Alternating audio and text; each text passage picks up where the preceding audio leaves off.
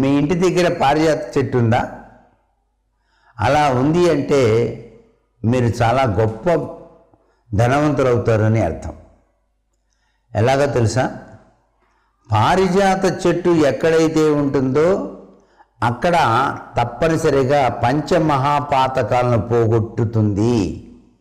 పంచమహాపాతకాలు పోగొట్టే చెట్టే పారిజాతం. పారిజాత పూలు చెట్టు నుంచి కోయకూడదండి. ఆ చెట్టు బ్రహ్మదేవుడి నుంచి వరం పొందిందిట. నన్ను ముట్టుకొని కోయకూడదు, నేనే రాలుతాను, రాలిన తర్వాత కింద పడ్డవి ఏరుకుంటే చాలు, వాళ్ళందరికీ యోగం సిద్ధింపచేస్తాను అని. పారిజాతం పువ్వులతో గనక విష్ణుమూర్తిని పూజ చేస్తే మహదైశ్వర్యం వస్తుందని కదా శాస్త్రం. అంతేకాదండి, సంతానం లేనటువంటి వాళ్ళకి సంతానేచ్ఛ కూడా సిద్ధింపజే